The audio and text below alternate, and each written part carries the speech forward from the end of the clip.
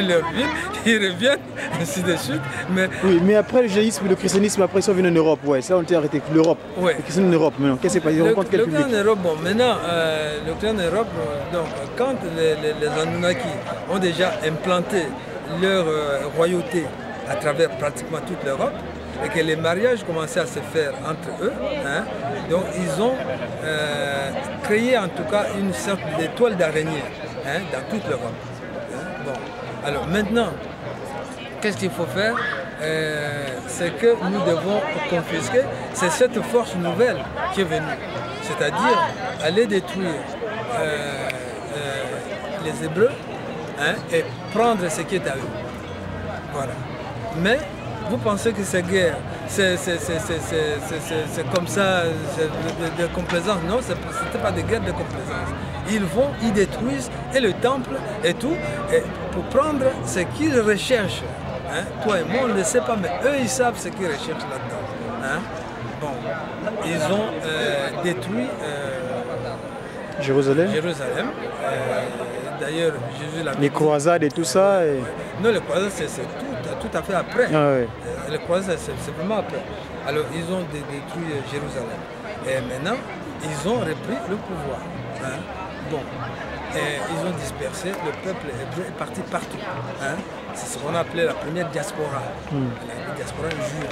Hein? Et puis, l'histoire des juifs errants, des choses comme ça. Donc, tu connais un peu. Bon. Les juifs commençaient à errer partout. Et en fin de compte, bon, ils ont continué. Ils se disent, mais qu'est-ce que nous allons faire? Maintenant que les juifs sont dispersés, on ne les voit plus. Mais les Juifs vont continuer à militer dans la clandestinité, c'est-à-dire à chaque fois qu'ils se retrouvaient à 2, 3, 4, 5, 6, 10, ils devraient perpétuer leur tradition, hein, leur mariage entre eux, leur religion, leur pratique, et ainsi de suite. Alors, ils ont essayé de reconstituer, où qu'ils se trouvent, leur tradition. Alors, ils n'ont pas perdu ça. Voilà la grandeur de ce peuple juif. Hein, parce qu'ils n'ont pas perdu. Ils ne se sont pas mêlés aux étrangers, mais ils ont essayé, où qu'ils se trouvent, à 2 ou à 3, mais il faut nous rassembler et faire comme nos ancêtres nous l'ont appris. Et ils ont réussi cela. Ils l'ont réussi. Et ça leur a porté fruit d'ailleurs. Hein, bon. Et maintenant, pendant ce temps que les Juifs commençaient à voulaient détruire les chrétiens, et les chrétiens ont fui vers l'Occident. Les chrétiens, les occidentaux, c'est-à-dire les royaumes ici, se disent, mais nous avons dispersé les Juifs. Maintenant, il y a une autre force qu'on doit combattre, hein, c'est-à-dire les chrétiens. Tu vois? Ils ont commencé à persécuter les chrétiens pour voler ce qui est à eux aussi. Voyez un peu l'enjeu. Il faut voler ce qui est aussi aux chrétiens. Mais comment voler? Parce qu'ils n'ont pas d'endroit fixe. C'est des gens qui prient dans des grottes, à gauche, à droite, comme les Kimbangus dans la clandestinité, hein, pendant la relégation. Alors, les chrétiens, bon, on les saisit. Tel groupe on a saisi, mais il y a un autre groupe caché là-bas. On le saisit, on les lapide, on les met dans les harèmes, à Rome, tout ça. Hein. Ils ont été torturés, c'est-à-dire après les Juifs, maintenant ce n'est plus les Juifs qui suivent les chrétiens, mais ce sont les Occidentaux qui suivent les chrétiens, qui poursuivent les chrétiens. Pendant 300 ans, jusqu'à ce que Constantin, dont tu connais, hein, sa mère reçoit un petit miracle, hein, il le dit à son fils, qui est empereur, grand empereur, et c'est le plus grand empereur de cette époque-là, Constantin, qui se dit, donc il prend la chose, il mûrit la chose, et lui-même aussi voit certaines manifestations du Saint-Esprit. Alors il se dit, bon, maintenant je vais libéraliser dans mon empire, comme je suis un grand empereur, je vais libéraliser cette église, cette pratique. Et lui, Constantin, qu'est-ce qu'il fait? Il confisque, hein, il dépossède un temple d'Isis. C'était la première église des chrétiens. Le temple d'Isis, il le donne aux chrétiens. Il ouvre sa première église, et c'était les chrétiens qui commençaient à prier dedans. À partir du moment où toi, le plus grand empereur, hein, tu protèges ceux qu'on lapidait. Que font les petits rois qui n'ont pas autant de puissance que toi? C'est te suivre par alliance, c'est-à-dire nous ne voulons pas être contre lui. Hein? Alors on commence aussi partout, petit à petit, progressivement, à protéger aussi les chrétiens. Voilà comment le christianisme a pu faire toutes ces églises. Alors c'est pour poser la question pour cette église derrière nous. Hein? Si maintenant ces gens qui construisent ces églises ne sont pas imbus du Saint-Esprit, parce que c'est le maître de l'autre côté. Ils disent comme c'est par la contrainte que nous devons protéger ces gens-là, faisons-leur des temples honorables. Hein? C'est comme ça que petit à petit, ils s'impliquent dans leur art à eux, leur méthode à eux, leur modèle. Une manière de faire. Voilà. Et voilà, on va leur construire des temples. Et ils se sont impliqués dedans pour faire tous ces monuments que nous voyons. Hein?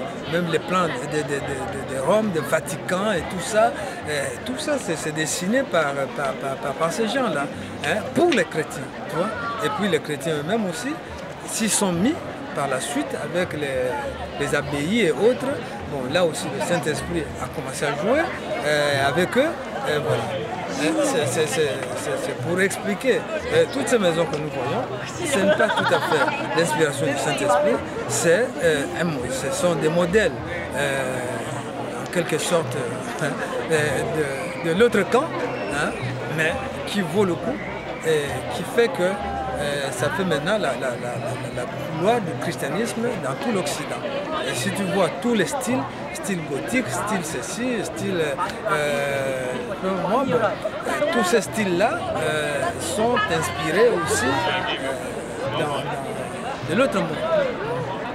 Et maintenant, ça sert. Maintenant, arrivé la question entre les Anunnaki là et la franc-maçonnerie, comment leur imbrication et finalement la culture politique, aussi bien gouvernementale, la franc-maçonnerie s'est impliquée? Bon, les Anunnaki, évidemment, ce sont des êtres. Ces êtres qui sont un peu entre le monde spatial. Hein? Donc, ils sont d'une autre dimension. Et nous sommes des véritables humains qui traitons avec Dieu. Ils ne peuvent pas s'adresser directement à Dieu. Hein? Et eux, bon, ils s'en foutent. Alors, maintenant, ils veulent créer, disons, quelques élites. Hein? Il faut créer la classe des élites. C'est comme ça que certaines personnes comme les Platon, les Aristote, les savants grecs sont allés étudier en Égypte. Hein? Parce qu'en Égypte, il y avait toutes les sciences, c'est-à-dire la magie, la religiosité, toutes ces choses étaient en Égypte. Les Égyptiens, même jusqu'à présent, c'est inégalé. Hein? C'est inégalé la civilisation égyptienne, y compris. C'est en quelque sorte, c'est la toute puissance de Dieu, hein, qu'il avait donnée à Adam. Voilà. C'est les Noirs de Pharaon à l'époque. Oui, c'est ça. Il leur avait donné. Mais c'est à eux à faire le choix. À faire le choix. Bon, c'est comme ça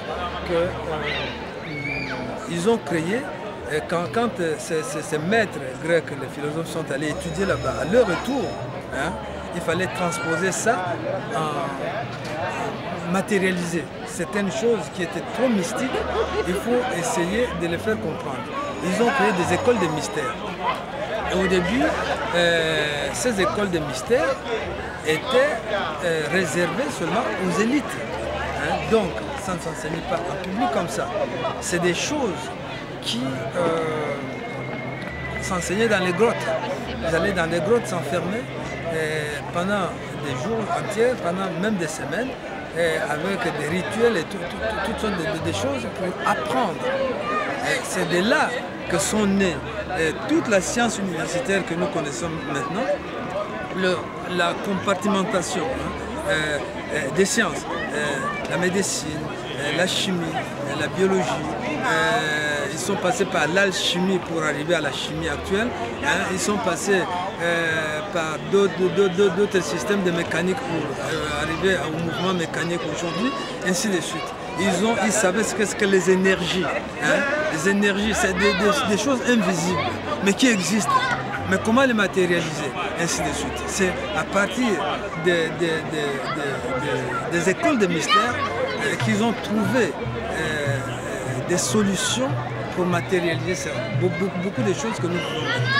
Alors, les Occidentaux ont beaucoup travaillé la vie sur ce plan-là. Hein? C'est ce qui fait que nous avons aujourd'hui toutes ces choses bien ordonnées, hein, où on ne possède rien soi-même. C'est-à-dire, aujourd'hui on peut dire tu es docteur en médecine, toi tu te limites avec ta médecine. Tu vois, on te demande quelque chose en agronomie, tu n'es rien. On te demande quelque chose en chimie, tu n'es pas chimiste. On te demande quelque chose en informatique, la science récente, tu ne connais pas l'informatique. Donc, hein, tu as ton ordinateur en panne, il faut appeler quelqu'un d'autre pour réparer ton ordinateur à toi, infirmier ou docteur en médecine. Voilà. Alors, et ça réduit aussi l'homme. Ça réduit l'homme, hein, tu es limité à quelque chose de très très précis. Alors, et de là, on nous a réduit à ça, bon, alors que les initiés, eux, ils avaient la possibilité, eux, de combiner beaucoup de choses à la fois. Pas Gaudi. Ils avaient la possibilité disons, les initiés de combiner beaucoup de choses à la fois. C'est-à-dire si tu ne trouves pas des solutions ici, tu peux chercher ailleurs. Maintenant, nous n'avons plus cette possibilité-là. Nous aussi, on te limite, tu es économiste, Hein? Le jury, non, l'avocat, tout ça, c'est pas ton domaine, ainsi de suite. Donc, nous sommes très limités. Hein? C'est pourquoi Papa Dianguène a parfois posé la question. Et après et après, vous avez tous ces diplômes, et après. Bon, mais oui, et après, c'est ça. Donc, on est très limité. C'est pourquoi, à l'heure actuelle, il est vain pour quelqu'un de se prétendre que je suis docteur en ceci. Bon, c'est bien, tu es docteur. En quelle matière? C'est fini. Ça s'arrête là. Tu es en géologie, tu es docteur en droit, tu es docteur en philosophie, tu es bon, voilà. C'est fini, tu es docteur en médecine, c'est fini. Hein? Bon, ça s'arrête là. C'est une seule science, mais ce n'est pas une science infuse. Hein? Bon. Ces gens étaient là. Donc, les Anunnaki ont formé ces écoles pour puiser dedans, c'est comme des pépinières. Ils puisent dedans les gens qui peuvent être proches d'eux, qui peuvent traiter avec eux. Hein? Alors, c'est comme ça que dès qu'ils ont créé des classes politiques modernes, hein, qui s'allient avec eux, alors il faut puiser les gens là-dedans. Parce que ces gens ont appris certaines techniques, hein, de domination, de gestion, de ceci, de cela, des tromperies du monde, hein, à leur méthode. Donc ils savent que ce sont des gens capables de marcher avec nous, avec les moindres consignes, ils peuvent nous faire du bon travail. Mais eux, leur travail c'est quoi? Ces Anunnaki, c'est complaire dans la misère des gens. C'est-à-dire, plus nous nous plaignons à passer, à maladie, à ninani, c'est leur réjouissance. C'est leur réjouissance. C'est là qu'ils se délectent, qu'ils sont vraiment contents, ils se réjouissent là-dessus. Ils se disent, mais voilà, hein, nous avons réussi. Mais eux-mêmes n'appliquent pas cela. Mais ils envoient les gens de la pépinière faire le sale boulot. Hein. C'est eux qui seront jugés, mais ce n'est pas les autres. Les autres, et c'est pourquoi tu vois, le roi règne, il ne gouverne pas. Hein? Tu vois, ils se sont donné un principe. Tu règnes, tu ne gouvernes pas. C'est quoi régner et c'est quoi gouverner? Hein? Et ils donnent le gouvernement aux hommes qui gouvernent les autres. Mais ils ont des privilèges. Ah, ils n'ont que des privilèges, puisque tu ne travailles pas, tu règnes, tu ne gouvernes pas. Règne, tu viens. Non, mais c'est quoi régner? Dieu ne veut pas partager la gloire. Mais eux, ce qu'ils veulent, c'est qu'on les glorifie. Hein. Mais ce sont les autres qui travaillent, ceux qui gouvernent, ce sont ceux qui sont sur le terrain, qui gouvernent, qui vont travailler. Ici en Europe, ce qu'on appelait les Rothschild, quoi, et tout ça, les enfants rouges, tout ce monde à partir d'Obweschwult et tout ça. Les rois d'Espagne, les rois de les Bourbons, quoi, tout ce monde-là. Même l'autre Léopold II. Les Bilderberg, oui. Les Bilderberg. Voilà. Parce que Léopold, qui veut dire Lietbelt, c'est le peuple audacieux, c'est un Saxbourg qu'on avait pris pour aller contrôler le pays des Tézakimans. Exactement ça. Ok, Exactement papa. ça. Pour la suite, papa, la batterie, on a un point de charge, on aura l'occasion d'en reparler. Donc, j'étais en face de moi, papa, pour vous présenter. Je m'appelle Nzokumu Yuli Ferdinand. Oui. Bon, je suis enfant de relégué. Je suis né à la relégation à Kasongolunda. Je suis kimbanguiste, de naissance déjà en tant qu'enfant de relégué. Mais j'ai été reçu, disons, à partir de 2006. Qu'est-ce qui s'est passé en temps de relégué, l'enfant de relégué, mais tu es seulement reçu en 2010, en tant que chrétien kimbanguiste. Tu es seulement encarté kimbanguiste, parce que je dis kimbanguiste, non encarté. Mais tu es devenu encarté en 2006. Qu'est-ce qui s'est passé entre la relégation? Parce que votre papa, c'est moi qui manque, votre corps, votre maison. Quand il est revenu, il a fait chemin retour pour aller en Kamba. Ah oui. Allez-y, très brièvement, qu'est-ce qui s'est passé? Très brièvement, bon, c'est vrai que j'ai été à l'école de pères jésuites. Hein. Jésuite qui veut dire hypocrite, n'est-ce pas? Ah bon, cache leur jeu. Comme tu le comprends. Bon, donc voilà Bagodi. Non, j'étais à l'école des jésuites. C'est pourquoi j'ai vécu un peu caché, loin de la culture kimbanguiste. Je ne pouvais pas m'afficher en tant qu'enfant de kimbanguiste. Comment tu es arrivé aux jésuites? Parce que le code passe moi qui manque est passé chez vous. Quand tu as fait le chemin retour par en rentrant en Kamba. Oui, le code passe moi qui manque est passé par chez nous, c'est-à-dire à deux reprises, c'est-à-dire en 1958. Fin 58, le 31 décembre 58 au 1er janvier 59, Papa Kimbangu est venu en personne. Mais Papa Kimbangu est décédé en 51. Qu'est-ce qui se passe? Qu'est-ce que vous racontez là, M. Yuli? En 58, comment ça? Papa Kimbangu n'est pas chez vous en 58?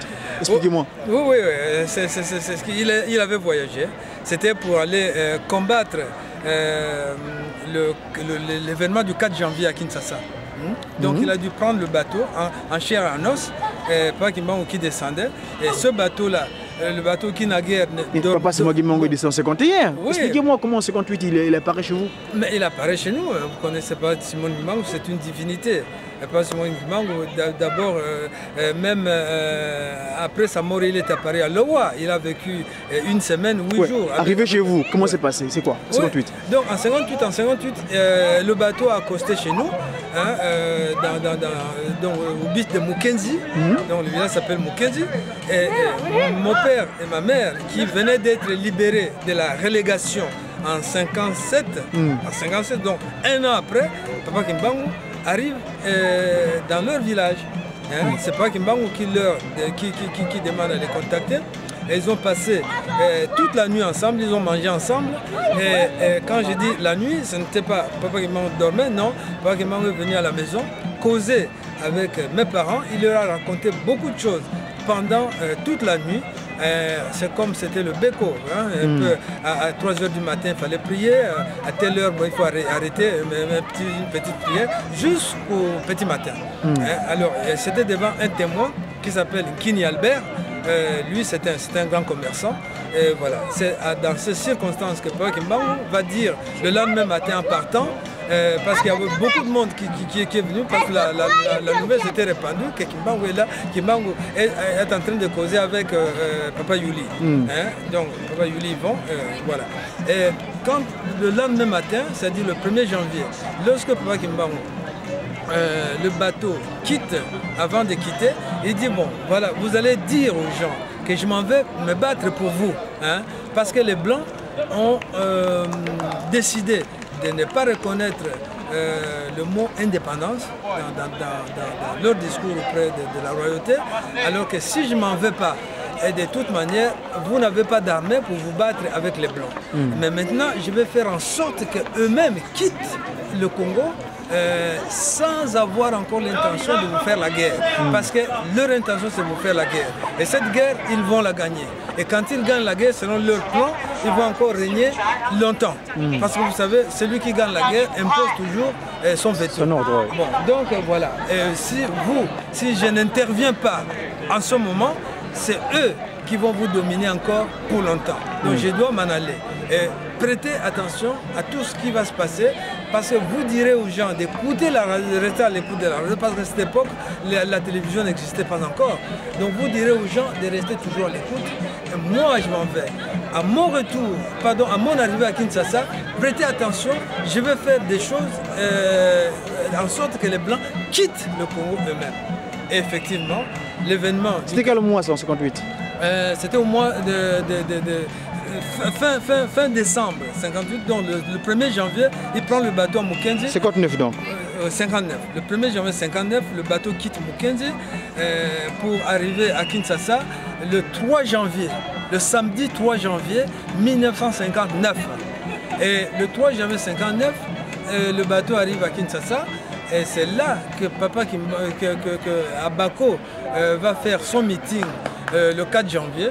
Et le 4 janvier, l'événement qui va se passer. Mais seulement avant d'en arriver là, papa Kasavubu est allé voir papa Diangenda le 2 janvier. Hein? Et le 2 janvier, il va voir papa Diangenda pour lui dire papa, nous avons eu écho que les Belges veulent nous faire la guerre. Hein? Alors, puisqu'ils veulent nous faire la guerre, Papa Yuli, je suis navré. On va continuer la suite après. On aura l'occasion. Là, la batterie est en train de prendre fin et ça traite, c'est une route là. Merci en tout cas pour l'interview, pour cet entretien. Okay. Ce jour spécial où nous sommes venus ici au temple de l'église d'Anunnaki. Anunnaki, hein? Anunnaki. Donc c'est Anunnaki. Hein? Donc nous, on a fait notre action. Le reste nous suivra. On en parlera à la phase où Papa Diangenda, M. Moutamou de la Bako, Kazavou va intervenir auprès de Papa Diangenda pour lui donner un coup de main, n'est-ce pas? Papa Diangenda l'aide à ce que notre acte du 4 janvier puisse s'accomplir. Voilà, où les soldats de la Magdeno sont apparus et finalement on a eu ce qu'on appelle aujourd'hui cette innovation politique. Merci Papa Yuli. Merci. À bientôt. Oui. J'étais avec son collaborateur ici, le Mwanda Lévi. Hein? Mwanda Lévi. N'est-ce pas Papa Yuli. Allez, à bientôt. Papa Yuna. Yuna Mikubu. Hein? C'est un grand griot, hein? Il a toujours la guitare avec lui. Né à Lubumbashi. Au moment de Papa Simon Lumbango. Le Boumanchi. Boumanchi, c'est comme on l'appelle. Je suis né là-bas, mais je suis Manianga, mais je suis né à Lubumbashi. Quel aventurier!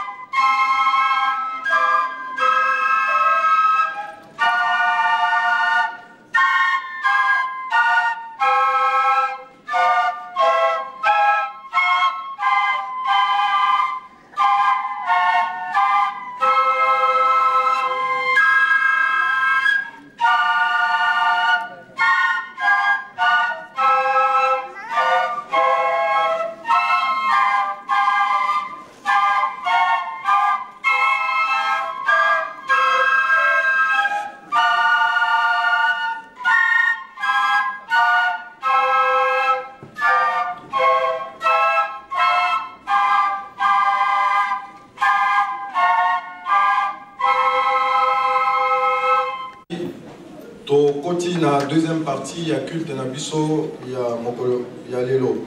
Kimbangisme, oye! Oye! Kimbangisme, oye! Oye! Kimbangisme, oye! Oye! Oye! Oye! Espoir du monde, Église universelle. Papa, oye! Oye! Papa, oye! Papa, oye. Oyez, oyez, oyez, espoir du monde, nous sommes derrière vous. Tokokumisa mboka ya bule Nkamba, oye. Oyez, Nkamba, oye. oyez, Nkamba, oye.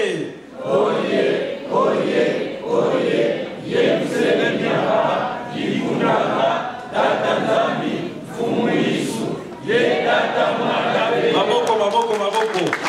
Tokokumisa Tata Molimo Santu, Papa Molimo Santu, oye. Oyez, Tata Molimo Santu, oye. oyez, Tata Molimo Santu, oye.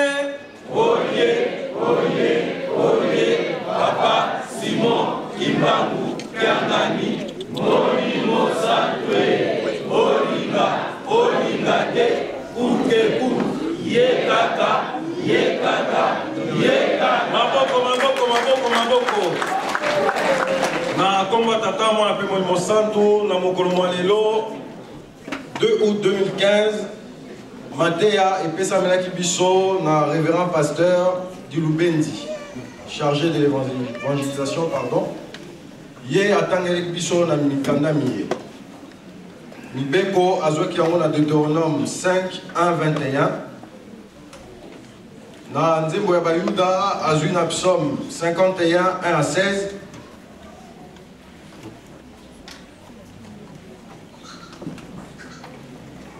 Na kati na mikanda na ye ya mokolo mwa lelo atangaki na Malachi 1, 6 à 8. Pe na Corinthiens, 1 Corinthiens 13, 1 à 5. 2 Corinthiens. Toyoki biso banso mateya oyo toyoki tobombi pe tosaleli toleki na basango ya lingomba. To rappeler que le 4 août ezali fête ya Ujiki, fête de la jeunesse, donc concernait biso banso. À cet effet, culte d'ensemble vous allez organiser dans la briche à partir à 17h30. Balobi, respect à Ngonga, eza nécessaire. Communiquer à Mibale et Pesa Menibiso, ezali bongo annonce ya mariage. Mariage, vous allez le 15 août et vous allez célébrer dans la paroisse à Saint-Ouen. Bandeko Barobalana, ezali bongo papa Prince, yé azali musicien à Faki, P maman Gabriel na MSSK. Mariage Jérusalem à Bongo na Saint-Germain de Corbeil. Balobi Boy. Culte urbain à 13h30, Kino 18h. Ponanini, salle au Bango Bazui, créneau Anande et Pesamila qui Bango, donc il faut respecter heure. Yaminei, Toza na Sangwa Opesa na Tina Misala Yankamba, au état du musée. Nous avons une contribution, tout le monde a papa qui est responsable, papa Mayema, avant de nous avons Fluki. Tout le monde a été dimanche prochain, nous allons dans Kaila Kenda. Donc, ils ont encore un rappel de Sali. Oh, il va passer à Malaki, Mokumba, il va Makayabu, Tome Makayabu. Oh, il va jouer qui Makayabu, Tome Makayabu. Mikolo, 5 €. Paye Banamikié 2 €. Donc dimanche.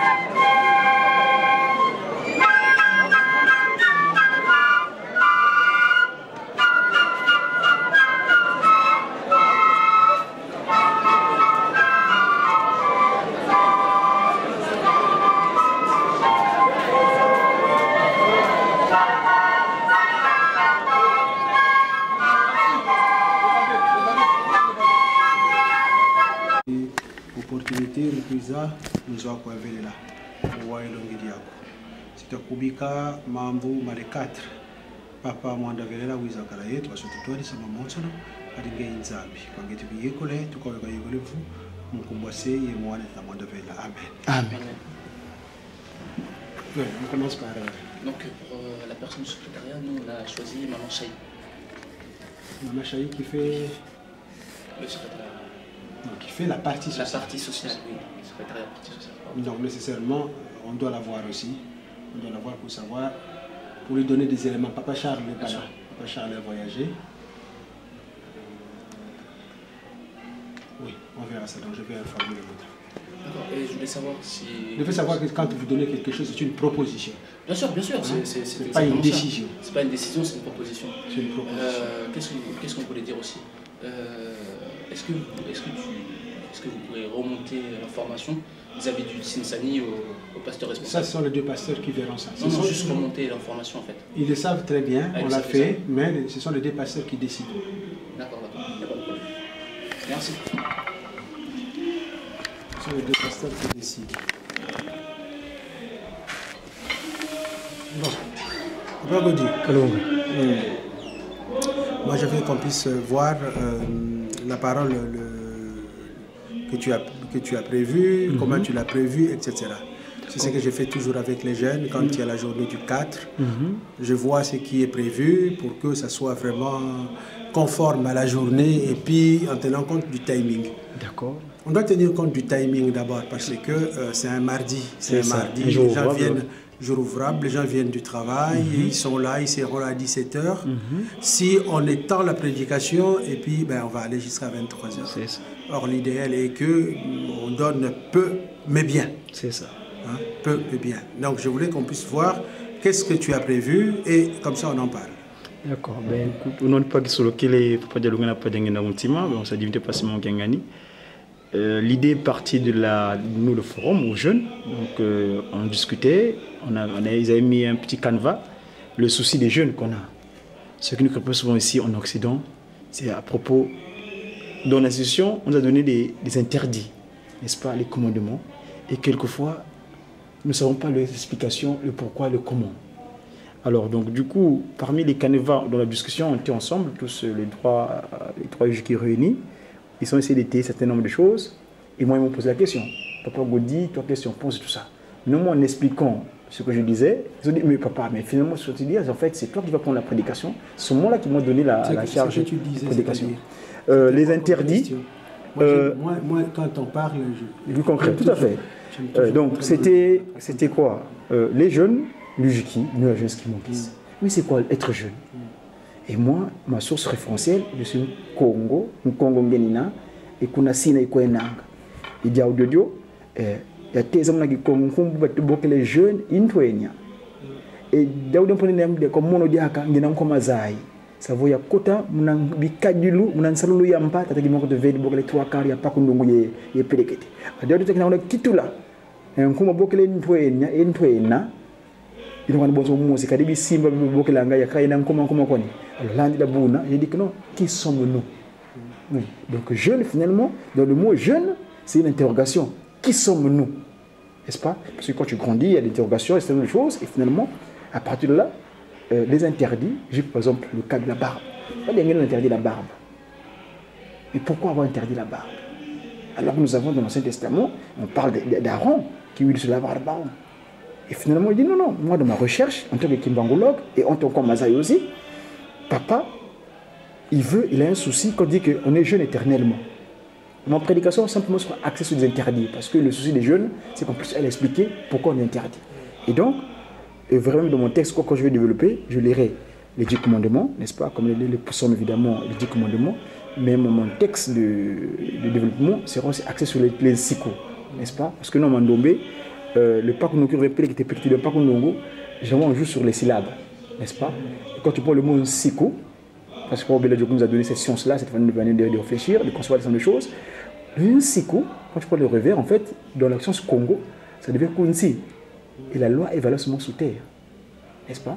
Et donc, quand je vais développer les interdits, pourquoi papa nécessairement nous demande d'être ses enfants d'une manière continue et permanente. Or, ce qui met l'ombrage entre Muntu et MPV en longo, c'est notre carapace dispositionnelle. Quelle disposition nous avons? Est-ce que lui, il peut venir s'asseoir en nous parce que nous avons ni tout et qu'il kunanga la moelle. Alors, si on n'est pas disposé, papa ne peut pas habiter en nous. Et ça, c'est indéfiniment de l'âge. Parce que l'enfant, quand il naît, il est jeune, il est angélique. Pourquoi on l'appelle ange? Parce qu'il n'a pas encore acquis les certaines choses qui sont sur terre. Et finalement, donc, Papa Simon Kimbangu, dans cette science qu'on a donné le 3/4, nous distille des informations en disant que non, on sait qu'on sait. Et moi surtout, on vient de sortir de son année Papa Kisolokele. Et Papa Kisolokele, pour l'instant, Papa Dilonga va être l'année prochaine. Mais dans la maison de Papa Kimbangu, et moi, il ne sait pas Kisolokele là. Et lui, c'est lui qui a dit, et c'est lui qui a mis les institutions en Europe. Et d'ailleurs, une fois on avait reçu mon Mouilou, le cas de la jeunesse, il dit, Papa Kisolokele qui avait insisté. Et d'ailleurs, moi j'ai encore écouté les prédications de 5 mois que Papa Mving dit Papa développe, que la volonté que les enfants des papas commencent à venir en Occident, c'est Papa Kisolokele. Papa Kimolong ne voulait pas. Papa Mbouta disait que non, il faut qu'ils partent pour qu'ils puissent être décomplexés des Occidentaux. Et c'est là encore un point d'ancrage que je pourrais développer. Pourquoi nous, on nous exige les commandements alors que dans le pays où nous sommes, les Occidentaux, il faut, généralement les jeunes, disent je fais ce que je veux. Alors nous, on n'est pas là pour faire ce qu'on fait. Et notre corps, on est le temple de Papa Kisolokele. Et donc du coup, et là, à un moment donné, j'ai même pensé à la constitution, du moins j'appelle les commandements comme on appelle la constitution humaine. Pourquoi? Parce que c'est le potier, c'est Papa Kisolokele. Papa Dilonga n'a jamais de le sang et de l'eau. N'est-ce pas? Et l'esprit de vérité passe pour la guine le premier. Mais quand je regarde l'image inspirée qu'on avait donnée à Papa Fambanza après sa vie, comme moi j'appelle Fambanza Kimbangu, Papa Fambanza, quand il avait reçu cette image qu'on dessine souvent quand il créait le main, c'est une image inachevée. Cette image inachevée, et à un moment donné, quand tu examines l'image en question, la posture, les trois glorieux, ils sont à genoux. Donc, ils ont, au moment de créer Adam, ils sont dans la posture de génification. Donc, au Congo, on dit Fouka, Mene. Et d'ailleurs, à un moment donné, je dirais, après les gens ont dit, oh, mais pourquoi ces genoux devant les enfants de papa? Attention, en Congo, la genou, c'est en français. Mais dans Congo, on Fouka Mene. On est tous redevables devant la Trinité. Parce qu'il nous a créé à leur image. Et c'est à le seul instant, Papa Kisolokele a fait usage de la main. C'est le premier moment. Dans la vie, je ne sais pas, papa révérend évangéliste, si tu as peut-être un élément, mais moi, dans le cadre de mes recherches, j'ai seulement 2 instants que Dieu fait usage de ses mains. Quand il fait les façons de l'humain, le potier, et c'est quand il écrit les tables de la loi. C'est sa main qu'il utilise. Et le nsiku, le coup nsi, or, quand tu écris en mandombe, la lettre T et la lettre S, ils ont la même disposition. Ce qui leur différencie, c'est seulement leur point de départ qu'on appelle le talon, qu'on appelle le singini. Quand j'écris la lettre S, quand on écrit en mandombe la lettre S, on dit ainsi. Le S.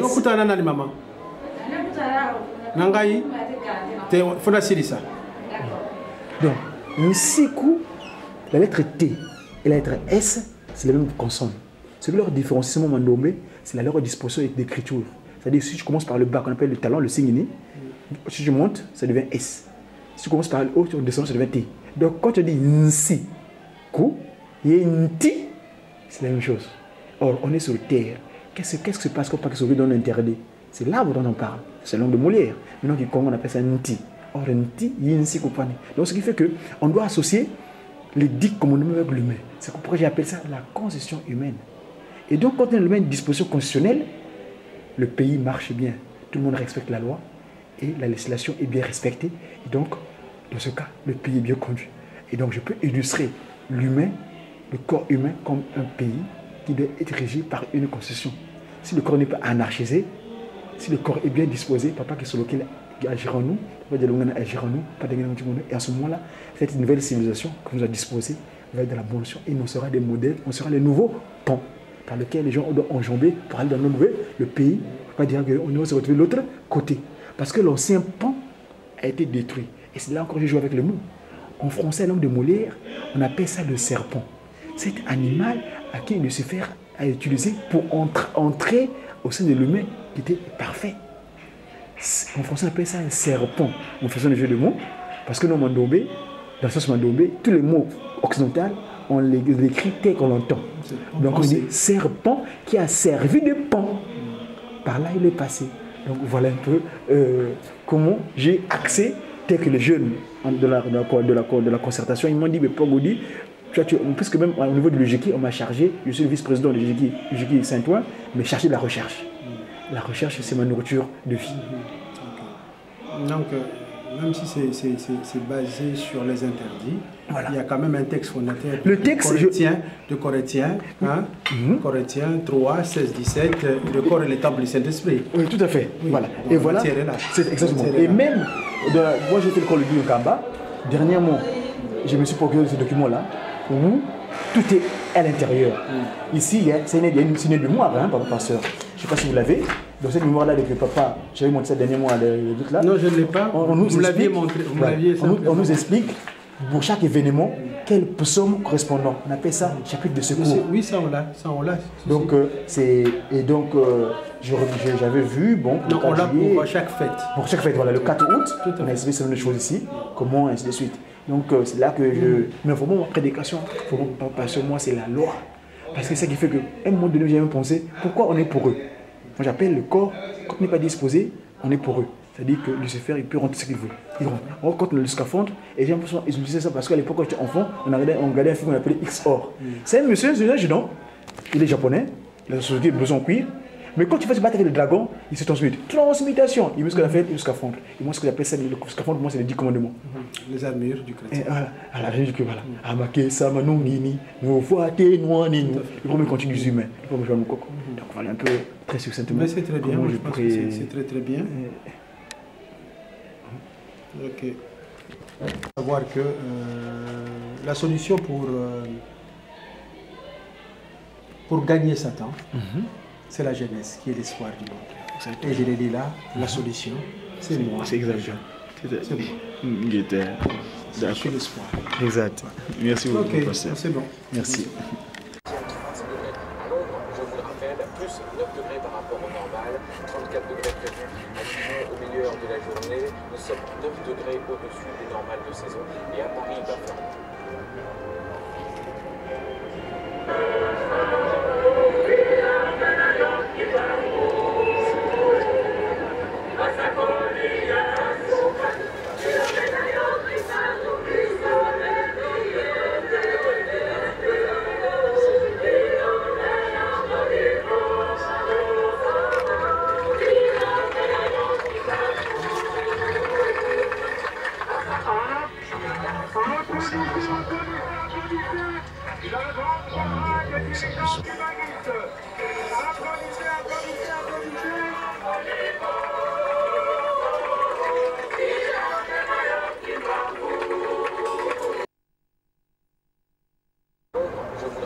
plus 9 degrés par rapport au normal, 34 degrés prévus à Dijon au milieu de la journée. Nous sommes 9 degrés au-dessus des normales de saison. Et à Paris, il va faire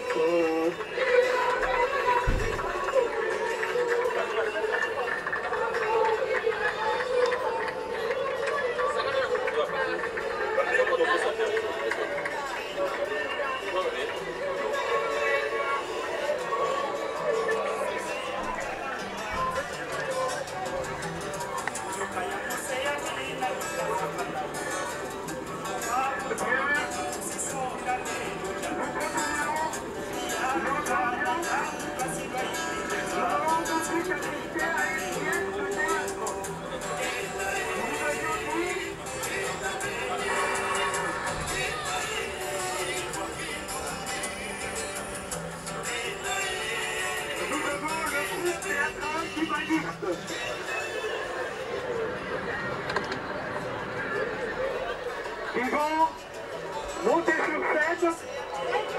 Une prestation, nous avons vu, c'est un groupe qui sait aussi chanter et animer. Nous appelons le groupe théâtral Timanguiste. GTI.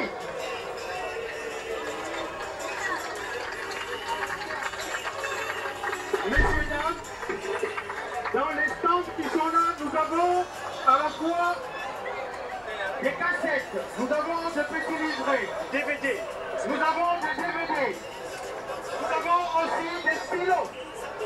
Cela va marquer cette journée événementielle. Les stylos n'écoutent que deux héros juste à côté. Vous n'oublierez jamais cette journée événementielle. Donc le stylo n'écoute que deux héros, vous les trouvez dans les stands que nous avons là. Et comme il fait, c'est rien de pas chaud. Et vous aurez Maman Louis avec pour pouvoir vous délire et vous apaiser. Ok, donc n'oubliez pas de passer pour pouvoir vous procurer tous ces différents éléments. Nous appelons les états de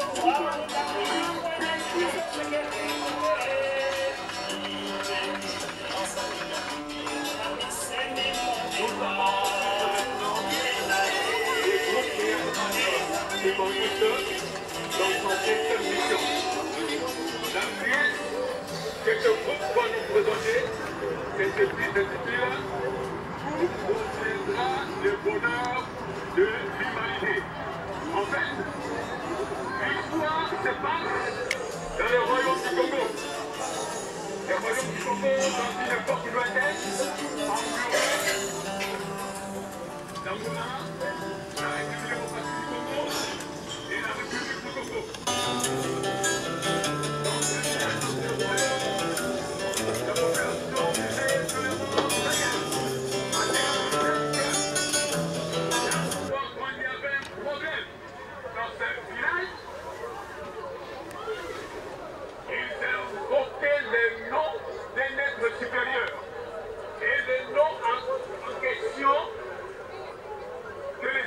Du royaume du Congo invoqué, ils appelaient Kimbambu pour venir résoudre tous les problèmes. Et, chose surprenante, les problèmes se résolvaient facilement. Il suffit seulement d'invoquer ces noms et les problèmes se résolvaient. Ensuite, dans ce royaume du Congo, il y avait une prophétesse qu'on appelait Donna Béatrice ou Tipavida.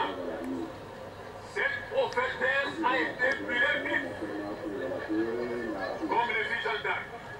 Suivez avec attention et vous allez comprendre, suivez les messages avec attention. Et vous allez comprendre c'était qui? À vous lever.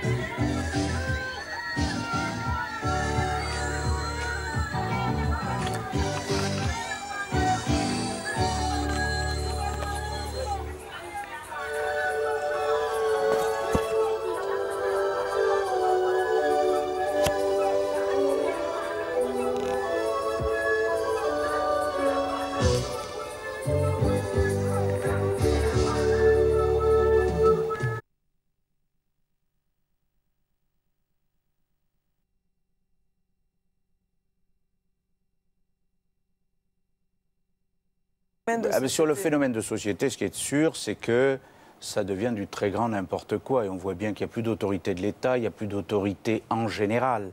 La notion d'autorité sera, à mon sens, l'un des éléments clés de la campagne de 2017. Mais que peut faire l'État contre... La justice sévère. Si vous ne prenez pas de sanctions sur les gamins de Melun, bien sûr qu'on ne va pas mettre des gamins de 5 à 12 ans en prison, mais il faudra faire payer aux parents les dégâts. Il faudra que la transmission des valeurs aussi par les parents soit une transmission où on remette un peu les pendules à l'heure.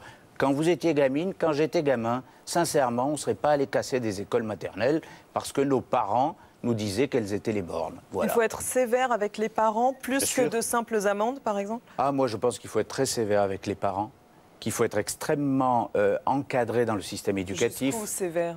Sévère, ça c'est à la justice de le dire, je ne suis pas magistrat. Mais il y a une responsabilité quand même. Un gamin de 5 ans, vous laissez des gamins de 5 ans aller dévaster une école, mais où est-ce qu'on est, enfin, franchement... Les parents travaillent, ils sont désolés. Oui, les parents travaillent, mais ils ont une responsabilité, celle de s'occuper de leurs enfants quand même, voilà. Roger Karoutchi, vous êtes rapporteur spécial sur la mission immigration, asile et intégration au Sénat. Quelles sont vos solutions pour améliorer la vie des migrants et leurs conditions d'accueil à Calais?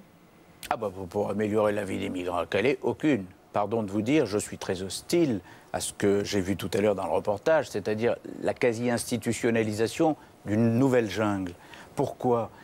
Aujourd'hui, à Calais, sur les quelques milliers d'immigrés clandestins, parce que maintenant on dit migrants, ça fait plus joli, mais ce sont des immigrés clandestins. Sur les quelques milliers, il y a 10% à peu près, même pas entre 5 et 10%, qui demandent le droit d'asile en France. On en a vu certains tout à l'heure. Ceux-là doivent être traités, gérés, sortis de Calais et traités et gérés par les structures qui, en France, gèrent le droit d'asile, envoyés dans des régions où il y a des centres d'accueil, etc. Ils n'ont pas à rester à Calais. S'ils restent à Calais, c'est qu'ils veulent passer vers l'Angleterre, qui ne demandent pas le droit d'asile en France. Quant aux autres, ce sont des clandestins, mais des clandestins qui ont traversé le pays pour arriver à Calais, qui donc posent la responsabilité de l'État français sur le contrôle des frontières. Et deuxième élément, qui pose la responsabilité aussi de l'État français sur la concentration. Parce que quand vous êtes à Calais, vous laissez des milliers de migrants aux mains des passeurs, des réseaux, qui sont ceux qui, en réalité, non. Comme le propose Terre d'Asile, par exemple. Non, mais si vous faites ça, vous créez un abcès de fixation. Vous aurez les réseaux et les passeurs qui viendront dire « Vous êtes là, vous voulez aller en Angleterre, eh bien, on va l'essayer chaque fois. » Et je salue d'ailleurs les efforts, pas assez fournis, et Natacha Bouchard et Xavier Bertrand ont raison, il faut que l'Angleterre prenne en main les choses avec nous, mais il faut faire des efforts de contrôle. Mais il ne faut pas laisser s'installer un abcès de fixation. Quand vous dites un centre, des migrants qui sont installés, je suis désolé, ils ne doivent pas rester à Calais. Soit vous les ramenez dans leur pays d'origine et vous les reconduisez aux frontières. En Syrie, ne sont pas... en Érythrée, mais en très Soudan, peu en viennent de Syrie. Beaucoup, très peu. Non. C'est surtout de l'Afrique subsaharienne. Non, c'est surtout de l'Afrique subsaharienne. S'ils sont demandeurs du droit d'asile en France, ils doivent être traités par les structures nationales. S'ils ne sont pas demandeurs d'asile en France, je suis désolé, ils rentrent dans le cadre de la clandestinité, ils ne peuvent pas rester sur le territoire national. S'ils ne sont pas demandeurs en France, sauf si, et c'est ce que nous avons demandé aux Anglais, sauf si les Anglais viennent eux-mêmes travailler et dire un tel ou un tel relève du droit d'asile au Royaume-Uni peut rentrer. Mais ça, c'est un autre problème. Xavier Bertrand, qui est candidat Les Républicains en régional, tacle frontalement David Cameron. Est-ce qu'il est dans son rôle, Xavier Bertrand? Il est dans son rôle et il a raison. Il a raison de dire, et d'ailleurs je vois que depuis hier, les Britanniques ont pris des mesures. Il a raison de dire aux Britanniques, attendez, vous ne pouvez pas avoir un travail possible au noir plus facile qu'en France. Vous ne pouvez pas avoir des facilités de logement plus faciles qu'en France. Et nous dire, ah ben ils veulent venir chez nous, mais empêchez-les. Et le gouvernement britannique a pris un certain nombre de mesures très fermes, ce que n'a pas fait le gouvernement français. Je voudrais juste dire qu'il y a deux signaux épouvantables, à mon sens, qui sont donnés par la France par rapport à ces immigrés clandestins. Le premier, c'est dans la loi asile, contrairement à ce que je souhaitais, et j'ai été battu au Sénat, on accorde le droit aux demandeurs d'asile de travailler au bout de 6 mois de présence, même s'ils n'ont pas de papier, même s'ils n'ont aucun élément. Les réseaux de passeurs sont déjà en train de... les réseaux de passeurs disent à tous les clandestins, allez en France, si vous arrivez à tenir 6 mois, après vous pouvez travailler. Une fois que vous travaillerez, vous ne pourrez pas être reconduit aux frontières. Mais vous ne serez pas expédié. J'ai perdu au Sénat et à l'Assemblée. Et le deuxième signal, pardon, et j'arrête là, épouvantable, c'est la mairie de Paris qui dit des clandestins occupent un lycée, désaffecté certes, mais qui devait être réaménagé. On ne fait pas intervenir, on n'évacue pas. Vous vous rendez compte le message que ça veut dire pour tous les réseaux de passeurs?